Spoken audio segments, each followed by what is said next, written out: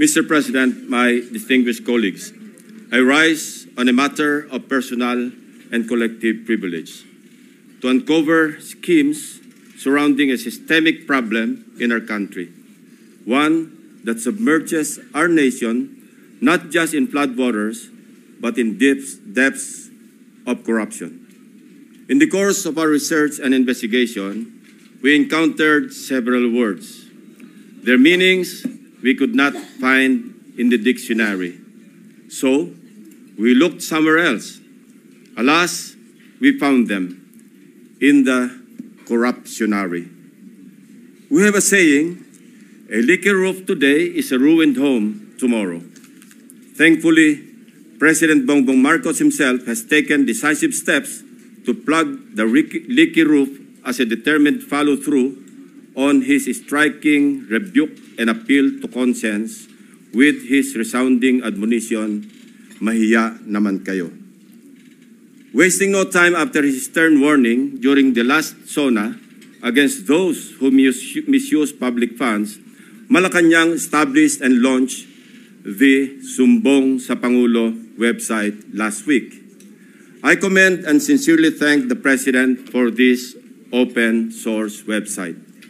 Not only does it open the public a direct line to the President to report anomalous flood control projects in their midst, but in my case, including that of my staff, the website makes our investigative work a lot easier.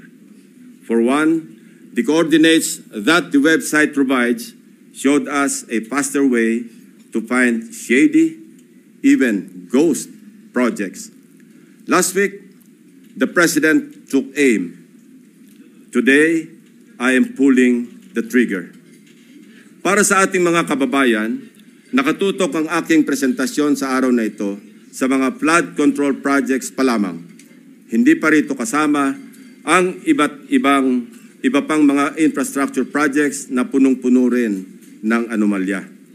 Isa-isahin natin ang mga impormasyong aming nakalap sa mga nakalipas na linggo mula sa aming sariling pag-aaral at pagsasaliksik na suportado ng mga impormasyon mula mismo sa mga DPWH officials at insiders, pati ilang contractors, kasama na rin ang open sources. Una, ang kalakaran ng ilang mga kontratista at mga kasabwat nila sa gobyerno na sa paghahati-hatian ng pondo, kasama na rin ang mga termino o codes patungkol sa kanilang modus. Pangalawa, ang mga palpak na proyekto dahil sa paggamit ng substandard na materyales, kasama na ang mga kontratistang nasa likod nito. Pangatlo, ang mga proyektong lantarang inaangkin bilang congressional insertions.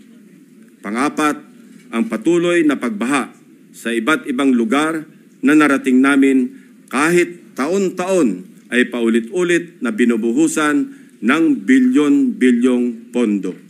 At ang pinakahuli, ang mga tinatawag ng Pangulo na guni-guni o ghost projects na aming nahukay.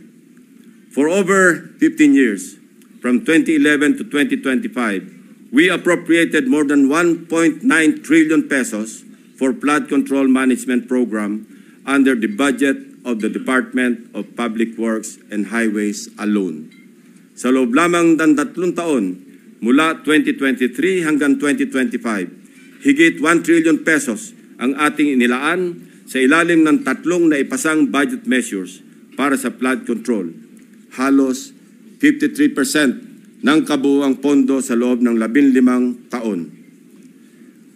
When we are speaking in trillions of pesos, we should expect our streets and low-lying communities to be flood-free when the rains pour.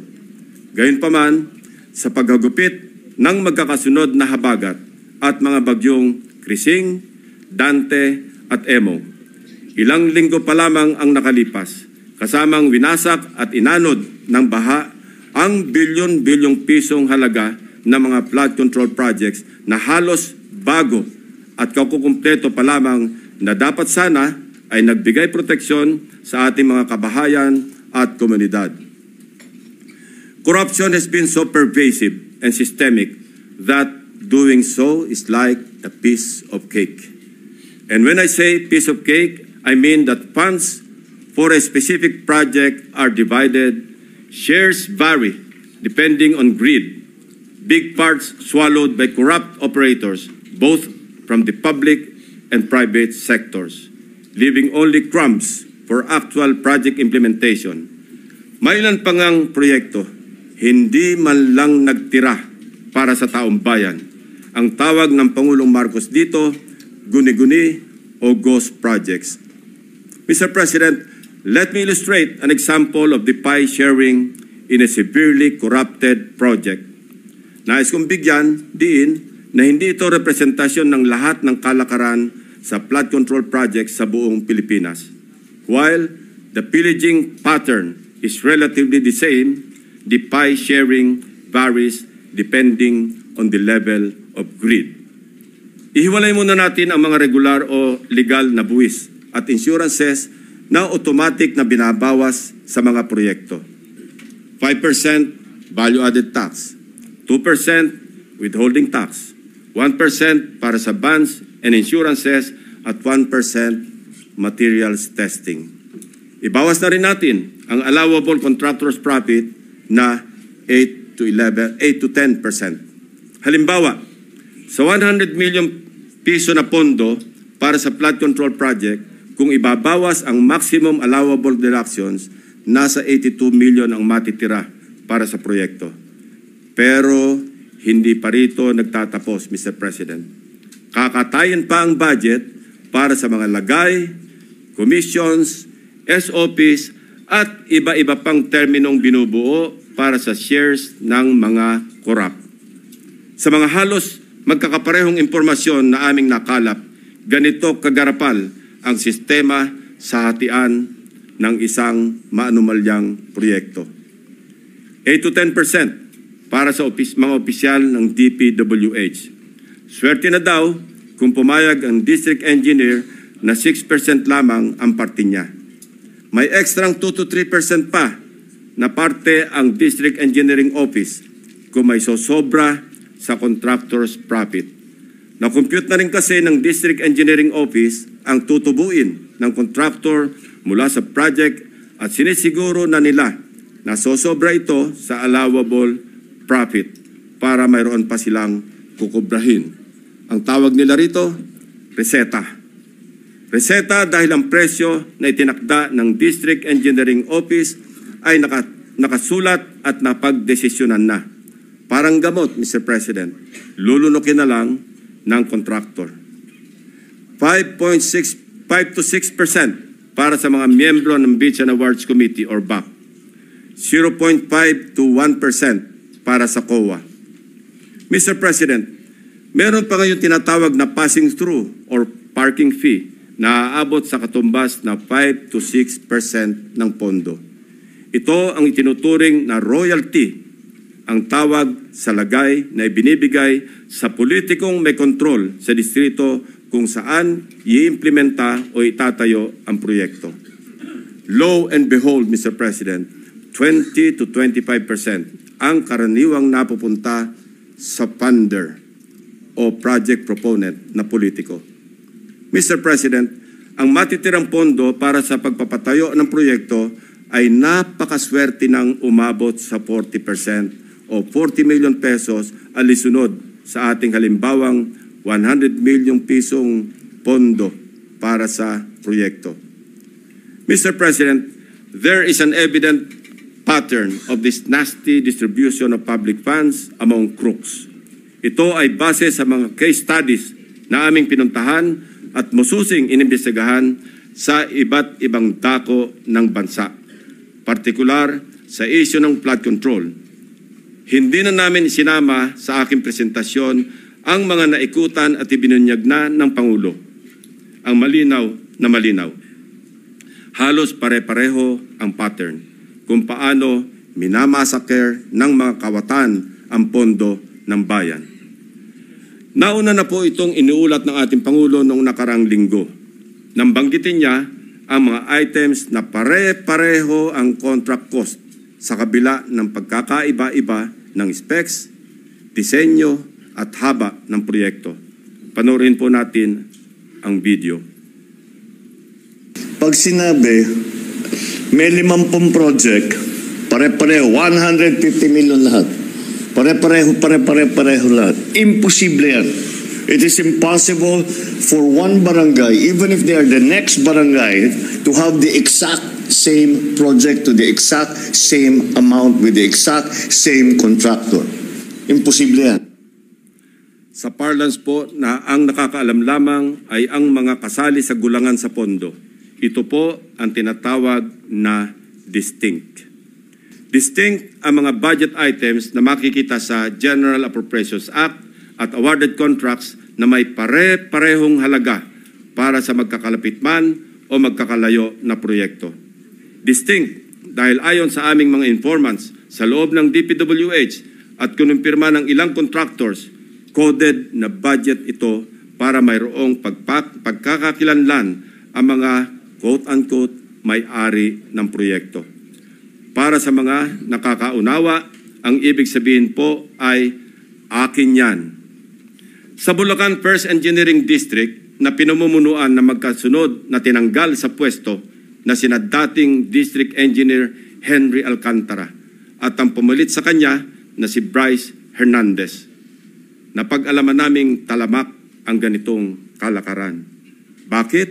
Sapagat ayon sa mga contractors at DPWH officials na nakipag-usap mismo sa akin at aking staff, ang dalawang ito ay halos pareho lang ang pagmamahal sa pera. Napabalita pa nga kamakailan na ang isa sa kanila ay nakakapagpatalo ng 100 milyon sa isang kasino dito sa Metro Manila. Mr. President, sa District Engineering Office na ito, sa ilalim ng pamumuno ng dalawang nabanggit na opisyal, para sa taong 2024, 28 proyekto ang pare-pareho ang pondo kahit magkakaiba ang specs, disenyo at haba. Distinct. Babalikan po natin, Mr. President, mamaya ang lalawigan ng Bulacan na aming maituturing na pinaka-notorious pagdating sa anomalya ng flood control projects base sa aming mga findings. Unahin muna natin ang kaso ng questionabling flood control project sa lalawigan ng Pampanga. 4 years now, the riverbank mitigation project in Candating, Arayat, has been the face of a failed flood control project. Tuwing umuulan, panay ang aray ng mga taga-Arayat sa pag-apaw ng ilog na hindi mapigilan ng flood control. Mr. President, binisita ng aking mga staff ang Arayat nitong nakaraang 2 linggo lamang na tinamaan din ng hagupit ni Emong at nagdulot na naman ng pagguho ng ilang bahagi nito. Take note, Mr. President, katatapos lang ng panibagong repair nito noon lang Hunyo ng kasalukuyang taon, 2025.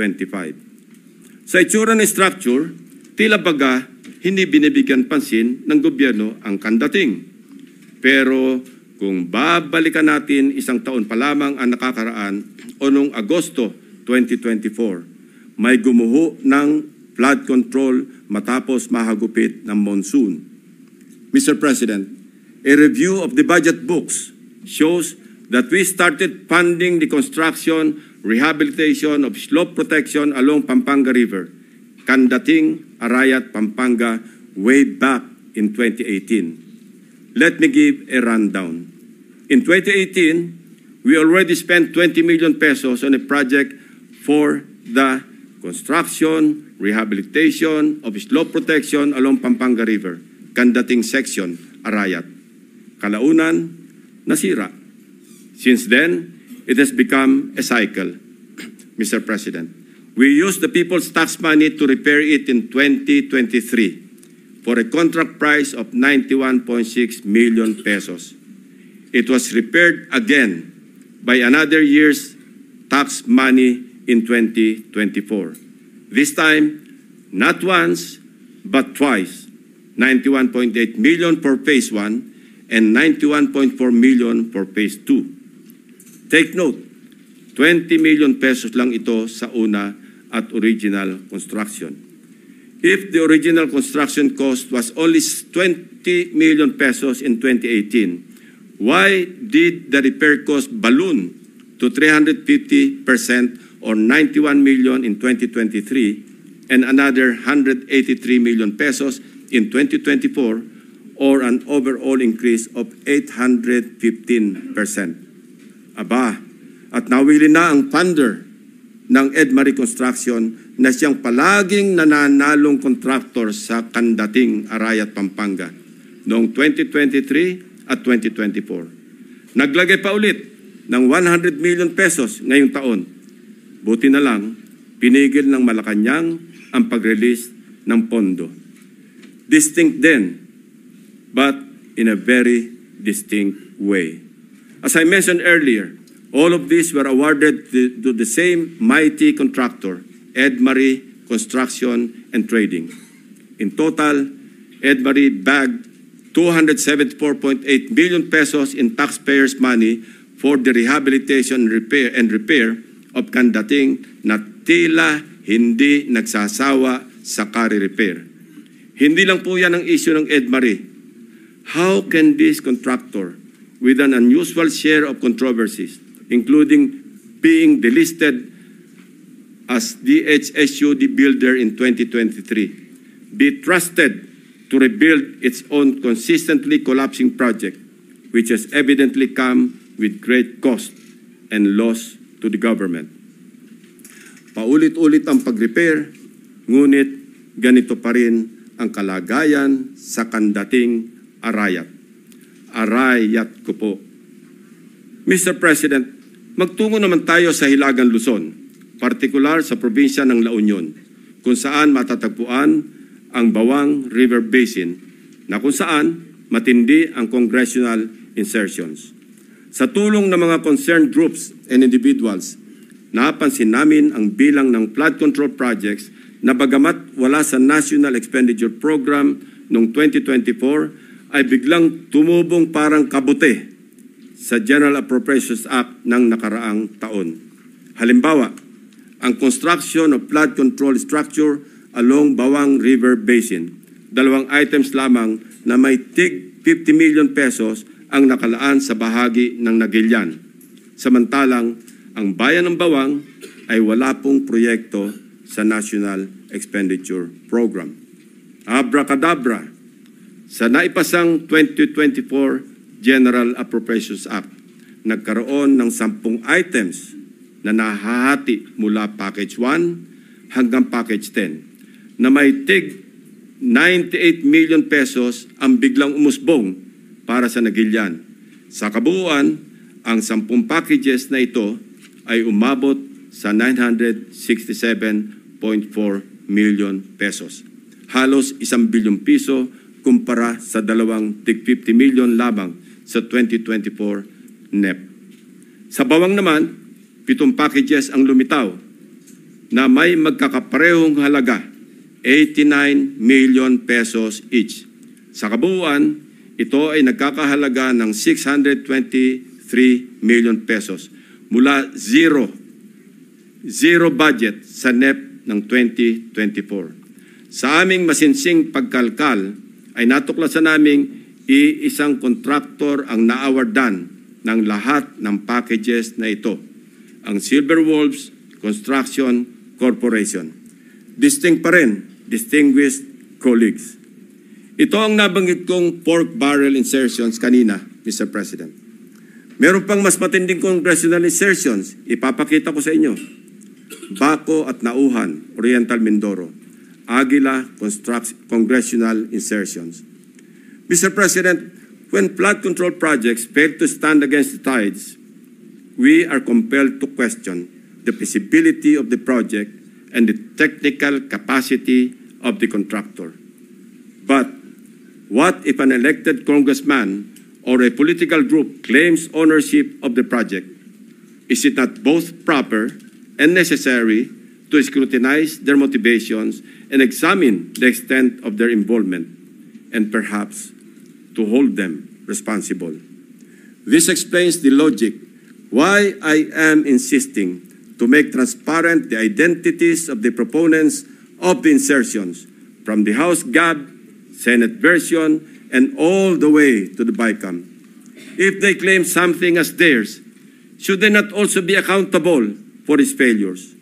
Mr. President, I raise the question because of the evident congressional banners we observe alongside many projects in Nauhan and Baco, both in Oriental Mindoro. Bilang halimbawa, in Barangay Burbuli, Baco, Oriental Mindoro, one banner reads, Congressional Project, Construction of Flood Control Structure along Barangay Burbuli, Alag River, Baco, Oriental Mindoro, Aguila, Aksyon, Gobyerno at Inisyatibo sa Larangang Lehislatura. This project, awarded to Silver Wolves Construction Corporation again, is worth 95 million pesos. It is an ongoing project to be completed in December 2025. This project is so important that it can turn stones and get funding approval under the unprogrammed appropriations of the 2024 national budget. This prods us to dig deeper into the web. And as they say, social media is a great resource of evidence, which lawyers fondly call testimony against self-interest. In one Facebook post, we discovered a congressional representative showcasing his midterm accomplishment report covering the period from June 30, 2022 to December 31, 2023. He openly lists projects, hold your breath, funded by his office. I repeat, funded by his office, including flood control and river protection initiatives. From Aguilas Baco, let us travel to Aguilas Nauhan, also in Oriental Mindoro. Mr. President, Nauhan is among the beneficiaries of 3.6 billion pesos worth of projects, while Baco proudly lists 807 million, all of which is attributed to and owned up by the office of the congressman. Hindi lamang po ito ang maswerteng napondohan. Isa pa sa pinagmamalaki ng mga pag-angking congressman ay ang flood control structure sa Butas River upstream, Barangay San Jose, Nauhan, Oriental, Mindoro. We took time to visit the project, Mr. President, which he referred to as a national project through congressional allocation. The project was awarded to Raymond Builders for 231 million pesos. At hinugot pa rin ito sa unprogrammed funds. Dalawang projects na po ito ng Aguila na natuklasan naming mula sa unprogrammed funds. Isa sa Barangay Burbuli at isa sa Barangay San Jose. Sa tagal ko na rin pong nagbubusisi ng pambasang budget, ang pagkakaalam ko po, masalimuot ang proseso ng paggamit ng unprogrammed appropriations under the Special Purpose Fund para mag-augment sa ilang items under the regular budget. Hindi po madaling ma-access ito. Dapat A, may excess revenue collections, or B, new revenue collections, or C, those arising from new tax or non-tax sources, or D, approved loans para sa foreign assisted projects. Mahaba din ang requirements dito, Mr. President. So, ano kaya ang taglay na agimat ni Congressman? What gives, Mr. President? Kung saan may multimillion projects, dumadapo ang Aguila. Pero lubog pa rin sa baha ang nadadapuan ng Aguila. Isa lamang po ito sa napakaraming banners at social media posts ng congressional insertions ng mga politiko na naglipana sa iba't ibang bahagi ng bansa. Mr. President, ituloy na po natin ang diskusyon tungkol sa aming mga obserbasyon sa lalawigan ng Oriental Mindoro. Without taking anything away from the good but suffering people of this province on the legitimacy of their needs due to its high flood susceptibility, I want to speak of the billions of appropriations for flood control projects poured into this province in Luzon's eastern flank. Mr. President, when someone gets the largest share of the pie, we naturally ask why, especially if such a price comes from the taxpayer's tab. In Oriental Mindoro, for example, we wonder why among its 14 municipalities, one town tops the bill. Sa pagsalo ng buhos ng pondo, nauna ang Nauhan. Nauhan, Oriental Mindoro received a sweeping 55% of the province's 2025 flood control budget. Katumbas ito ng 10 bilyong piso para sa flood control projects ng bayan ng Nauhan pa lamang. Fair enough, given the coastal topography of the municipality, which includes its lowland plains and extensive river systems such as Mag-asawang Tubig, Nauhan, and its people badly need flood control interventions. However, the magnitude of its budget allocation in the last 3 years alone, amounting to approximately 19 billion pesos and nearly doubling each year, raises concerns regarding Nauhan's curious case. Even before the provincial governor of Oriental Mindoro blew the whistle, so to speak, on what he alleged as anomalous flood control projects, we had already dug deep in our study, literally sifting through years after years of appropriations for these projects. True to form and with due diligence, I immediately dispatched my staff to Oriental Mindoro to verify the data we gathered about Nauhan and to validate the governor's claims. Mindful of political bumps we may encounter, my directives are clear. We must see no political color and remain impartial in our findings. My staff traversed Oriental Mindoro across 10 barangays to randomly check flood control projects based on the list of awarded contracts from 2023 to 2025 that we obtained from the DPWH website. The field validation came in the aftermath of the widespread flooding in the province of Oriental Mindoro during the Habagat. Una sa aming listahan ang Barangay Mulawin. Sa 70 barangay ng Nauhan, Oriental Mindoro, ang Barangay Mulawin ay nakakuha naman ng 1.9 billion pesos. Sino kaya ang makapangyarihang funder sa Barangay Mulawin? We scoured the budget books from the National Expenditure Program, the House GAB, Senate version, and GAA, as well as the DPWH awarded contracts in Barangay Mulawin. Of the 1.9 billion pesos fund for 8 flood control projects, only 810 million pesos for 3 projects was included in the President's budget or NEP. The remaining 1.1 billion was inserted, I repeat, was inserted in the House version, Mr. President. Rightly so. Most of these congressional insertions were tagged for issuance of SARO or withheld by Malacanang, save for the curious case of 2 projects worth about 300 million pesos already awarded and ongoing construction with target completion in December 2025. Mr. President, sa buhos ng budget sa barangay na ito, inaasahan natin na may proteksyon na ang mga residente ng Mulawin mula sa baha dulot ng bagyo. Sa kasamaang palad, habagat pa lang at hindi pa man naitalang bagyo ang tumama sa probinsya. Gumuhuna ang ilang parte ng mga diking pinaggastusan ng 100 milyong piso. Inagos na rin ng tubig, baha, ang bilyong pisong danyos ng nasirang flood control.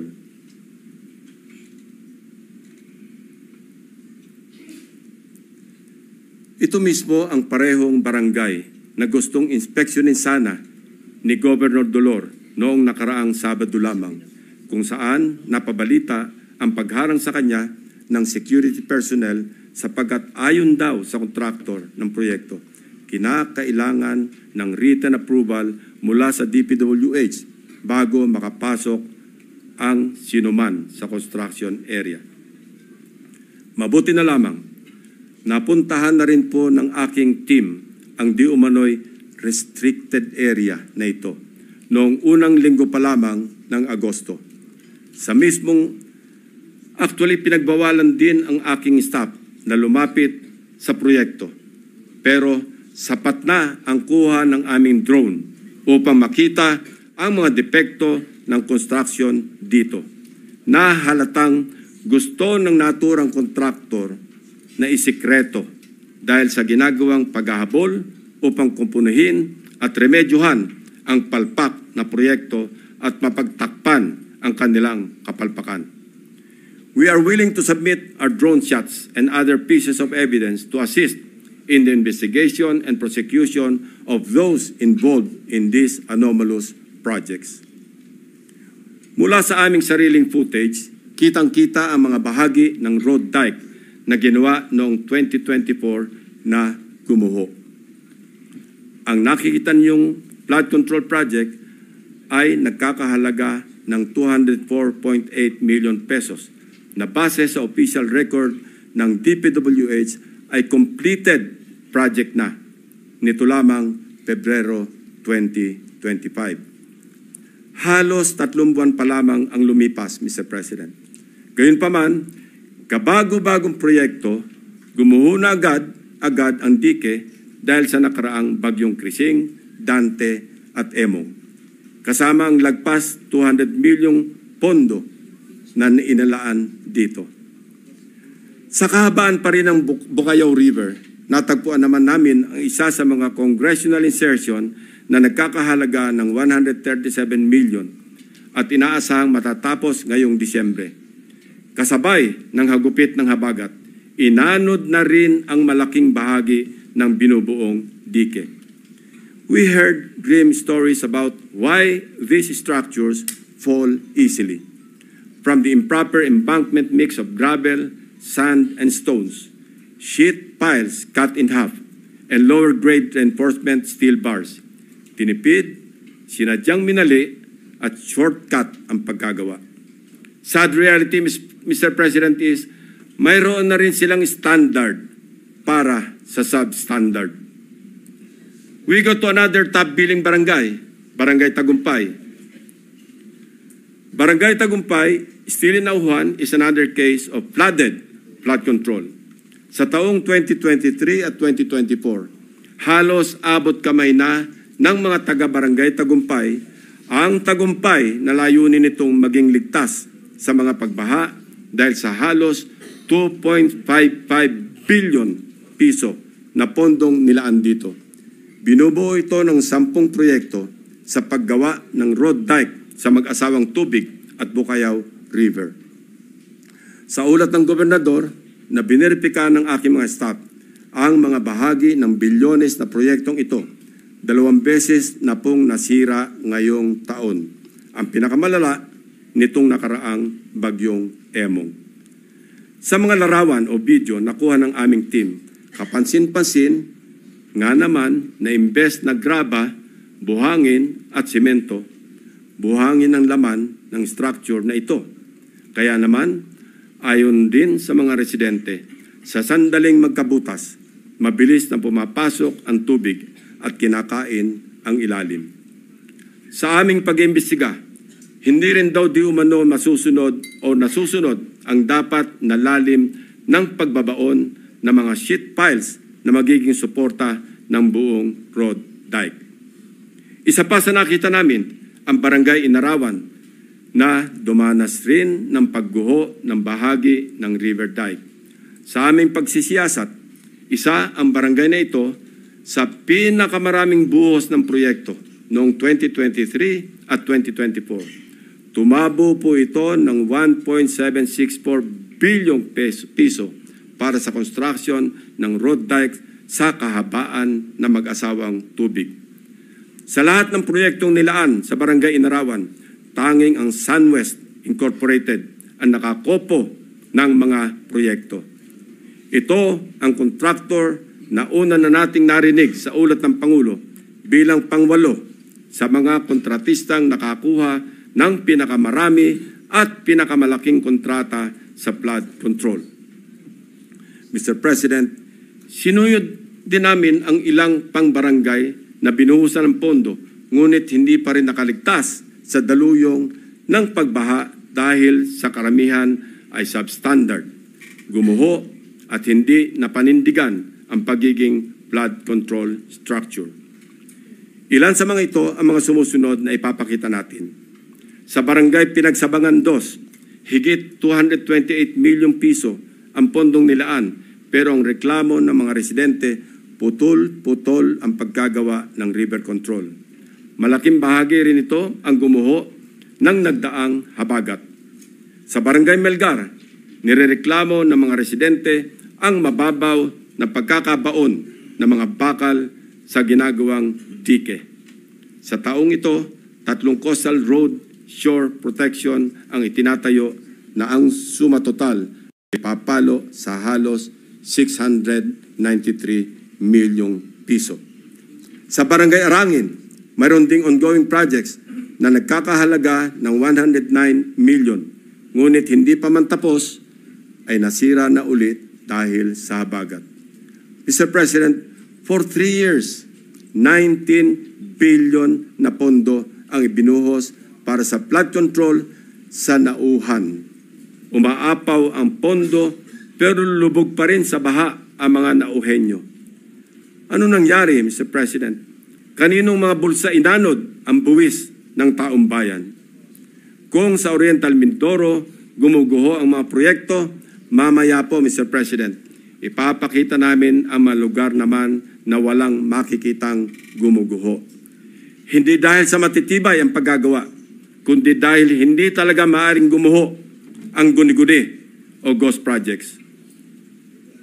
Mr. President, sa Kalapit Barangay, sa Barangay Apitong, isa sa mga proyektong matyagang hinanap ng aking team ay ang construction of road dike along mag-asawang Tubig River, Sitio Dique, Barangay Apitong, Section, Nauhan, Oriental, Mindoro, na na-award sa Elite General Contractor and Development Corporation. Ang halaga ng kontrata, 192.99 million pesos. Ayon sa dokumentong ito, mula sa DPWH website, completed na po ito.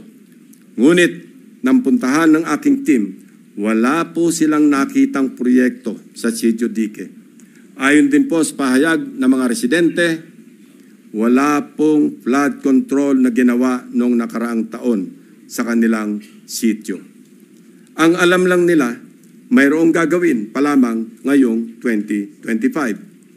Nasaan ang halos 193 million na pondo sa Sitio Dique noong 2024? Eksakto ang lokasyon na aming pinuntahan sapagkat consistent ito sa coordinates na nakalathala sa DPWH at sa sumbong sa Pangulo website.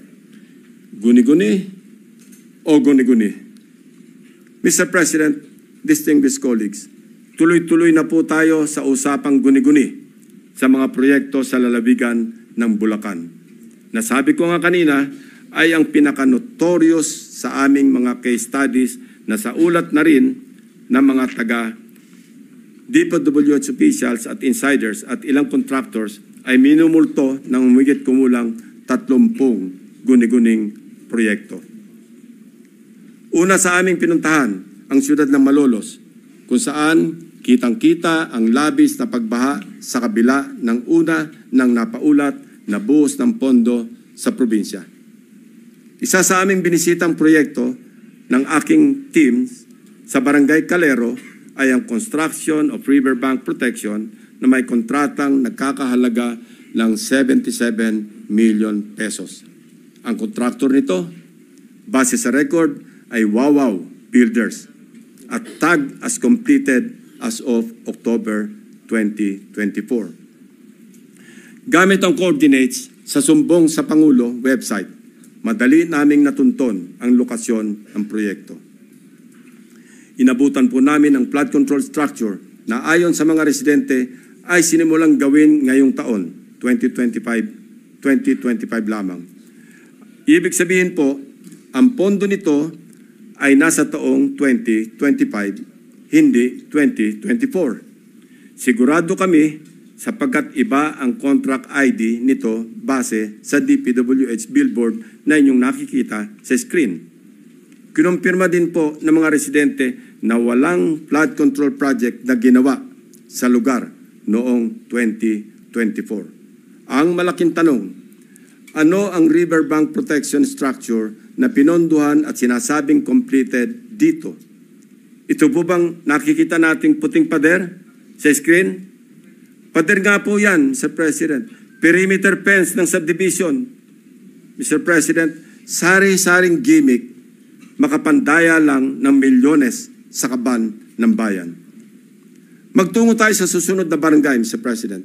Lula ng bangka, binagtas ng aking mga staff ang barangay Babatnin upang hanapin ang riverbank protective structure na pinondohan noong 2024. Ito ay nagkakahalaga ng 77 million pesos ulit na nakuha naman ng Darcy and Ana Builders. Mayroong flood control project na kumpirmado rin sa mga online videos na nahanap namin. Ang siste, hindi po ito ginawa noong 2024. 2018 pa po, Mr. President. Pinondohan din ito noong 2021, 2023, at 2024. Ayon sa mga residente, ang huling pagsasaayos dito ay nangyari noong 2023 na substandard din ang pagkakagawa. So, kanino napunta ang inilagak na pondo sa ilalim ng 2024 national budget para sa proyekto na ito? Paulit-ulit ang pagpopondo kahit gawa na. Bagong style ito, Mr. President. Ilan pa kayang flood control projects ang ganito? Ang contractor nito na Darcy and Ana Builders. Nagmimistulang multo rin. Bakit kanyo? Base sa mga dokumento ng kumpanyang ito. Ito ay isang negosyo na rehistrado sa ilalim ng sole proprietorship at may address sa Cardona, Rizal. Sa pamamagitan ng simpleng pag-search sa Google Map, ay madaling makita ang gusali kung nasaan ang nasabing negosyo. Subalit, nang puntahan ng aking team ang address, ang kanilang inabutan ay gym at e-payment store sa halip na construction company. Wala na rin ang signage ng Darcy and Ana Builders sa dating nakakabit sa building. Maya-maya, ipapakita pa namin ang mga natuklasan naming proyekto na gawa o dapat ginawa ng nawawalang Darcy and Ana Builders. Sinuyod din po natin ang ilang barangay sa Hagonoy, Bulacan, na hanggang ngayon ay lubog pa rin sa tubig baha, Mr. President. Gamit ulit ang sumbong sa Pangulo website, hinugot namin ang exact grade coordinates ng proyektong aming nakita para tiyakin na sakto ang lokasyon kung saan tayo napadpad. Mr. President, the first subject project was in Barangay Carillo, Hagonoy, Bulacan. Supposedly completed on April 19, 2024. It was awarded to Darcy and Ana Builders and Trading for a sweeping price tag of 77.199 million pesos na naman. Mr. President, gusto po ba ninyo makita ang itsura ng isang 77.199 million pesos worth na riverbank protection structure? Tingnan po natin. Nasaan na nga ba? Ewan ko, Mr. President, dahil wala tayong makita. Kahit ano pang suyod ang gawin namin, hindi namin makita o mahagilap ang flood control project ng Darcy and Ana Builders. Hello, Darcy.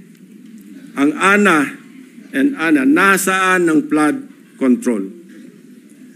Tumawid naman tayo sa Barangay Abulalas, sa bayan pa rin ng Hagonoy. Silipin natin ang tatak Darcy and Ana Builders Flood Control Project. Sinuong ng aking team ang baha sa Barangay Abulalas, Hagonoy para hanapin ang proyektong Construction of Riverbank Protection Structure mula sa Darcy and Ana na nagkakahalaga ng 77.199 million pesos na naman. Ito po ay ito po ang tumambad sa amin, Mr. President. Nakikita niyo po ba ang pagkakatayo ng flood control structure?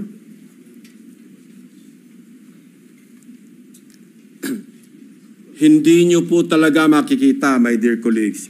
Guni-guni lang kasi ang flood control structure o riverbank protection kung saan dapat nakatayo ang Darcy and Ana project.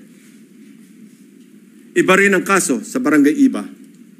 Tinungo namin ang proyekto Riverbank Protection Structure sa Barangay Iba ng Wawaw Builders na natapos na dapat noong Oktubre 2024. Ang presyo ng proyekto, 77.199 million pesos na naman. Pagdating ng aming team sa exact coordinates, mayroong kasalukuyang tinatayong istruktura. Ang bonus, may kasama pang pumping station. Pero ang ginagawang proyekto, hindi ang Wawaw project. Sa mismong lokasyon kung saan dapat nakatayo ang Wawaw Riverbank Protection, ang nakabalandrang contract ID ay ang ongoing project ng isang Third Star Builders Contractors para sa flood mitigation structure with pumping station and floodgate na ang presyo ay papalo sa 92.54 million pesos. Mr. President, nawawala ang Wawaw project at mukhang gusto pang pagtakpan ang ghost project na ito. Kaya nagmamadaling magtayo ng bagong struktura sa eksaktong project location kung saan dapat matagal nang may flood control.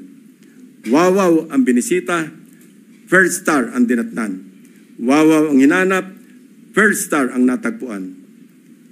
Mukhang ang modus na ito tatapalan ang ghost project ng ibang proyekto. At ang masama, na walang parang bula ang milyong-milyong gastos mula na naman sa taong bayan. Sa Barangay San Nicolas naman, iba ang forma at hulma ng ghost project. Binisita namin ang proyekto ng Wawaw Builders na ang halaga ay 77.199 million pesos na naman.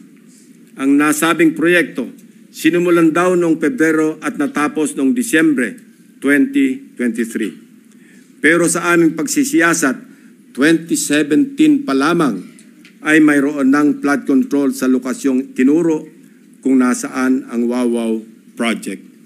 Makikita rin sa historical imagery ng lugar na walang nabago simula pa noong 2017. So, anong tinayo ng Wawaw Builders noong 2023? Di wala. May guni-guni na naman sa Barangay San Nicolas. Wow na wow ang Wawaw. Mr. President, makikita natin ang iisang pattern ng mga proyektong guni-guni ng Darcy and Ana at Wawaw Builders sa Barangay Carillo, Abulalas, Iba at San Nicolas, First Engineering District ng Bulacan. Pare-parehong contract price, 77.199 million pesos. Pare-parehong riverbank protection structure, pare-parehong guni-guni. Very distinctly ghost projects. Ang mga taong nasa likod ng scheme na ito or scam na ito ang dapat ipinampupukpok sa pagbabaon ng mga seat piles. Hindi ito kababalagan, Mr. President. This is well orchestrated by an organized network of people who abuse their power. May isang grupo sa loob ng First District Engineering Office ng Bulacan na kilalang sindikato ng mga substandard at ghost projects. Ang kanilang modus, manghihiram ng lisensya sa mga suki nilang contractors. Gamit ang lisensya ng contractors, sila na ang mag-i-implement ng proyekto. O kung hindi man, magpoproseso ng mga dokumento para lumabas na completed na ang mga ghost projects. My office is willing and ready to provide the names of the members of this well-organized syndicate inside the Bulacan First District Engineering Office, including probable witnesses to testify against them if and when the appropriate authorities will open a formal investigation into these morally wicked schemes to defraud our people of their hard-earned taxpayers' money. For the information of the body, inikot at siniyasat din po namin ang ilang mga proyekto sa Kabikulan, Davao Peninsula, Western Visayas at Central Mindanao. Kasalukuyang ginagawa pa ang validation ng aming findings para sa mga susunod na investigasyon. Mr. President, my distinguished colleagues, we all heard President Marcos Jr. in his rare, exasperated, confrontational tone during his fourth SONA last July 28. Pinalakpakan natin siya ng malakas nang sabihin niya sa ating harap-harapan sa plenaryo ng Batasang Pambansa, mahiya naman kayo. And rightly so, since he also said in the same SONA that he witnessed firsthand how the floodgates of corruption have swung wide open in many areas he personally inspected. He saw defective flood control projects, obviously built with substandard materials or not built at all, wasting hundreds of billions of pesos in taxpayers' money, drifted away and down the drain. And all this, Mr. President, went straight to the pockets of the insatiably greedy, so vile, so greedy, and corrupt to the core politicians, DPWH officials, and contractors, conniving among themselves, unmindful of the lives lost and the properties destroyed, all for their lust for money. This humble representation just confirmed with sordid details what President Marcos announced in the launching of the Sumbong sa Pangulo website, which greatly helped us in tracking and monitoring the status of the non-existing but fully paid flood control projects. Mr. President, distinguished colleagues, we can do our part in leading the way under your leadership and the cooperation that each and every one of us in this august hall to set the example in good governance. We can start with an honest-to-goodness and fully transparent deliberation of the 2026 National Budget Measure that will truly represent the hopes and aspirations of our people for a better Philippines. Sa isang taon, wag naman sana nating marinig na mapagsabihan tayo na mga walang hiya kayo. Sa haba at lawak ng aming pagsisiyasat, may mga gustong magsalita at tumulong. District engineers na napipilitang ipa-implement ang mga binagsak na project sa kanilang distrito na hindi naman sila ang nagplano kaya hindi naisama sa National Expenditure Program. Subalit, dahil nagmula sa mga insertions ng mga tinaguriang funders sa Kongreso, mga contractors na kapit sa patalim dahil sa bulok na sistema ng talamak na lagayan, tali ang mga kamay dahil sa kanilang pakikisama na kasalalay ang kanilang hanap buhay. At higit sa lahat, mga taong bayan na nais ipaabot ang kanilang hinaing. Madami din sa mga nakausap namin ang handang pangalanan ang mga tiwaling opisyal ng gobyerno na tunay na nasa likod ng mga milagro sa flood control. Ang halos nagkakaisang tanong nila na mahirap kong saguting mag-isa. Sagot ba ninyo ang kaligtasan namin at sigurado bang tuloy-tuloy ang laban hanggang sa dulo o habang mainit lamang ang issue na ito? When few good officials or regretful men are willing to speak truth to power, they must be heard. They must be seen. They must be protected. The depth of corruption has become so overwhelming that it drowns us in our sad reality. More than flood control, what the Filipino people badly need to see is greed control. Thank you, Mr. President.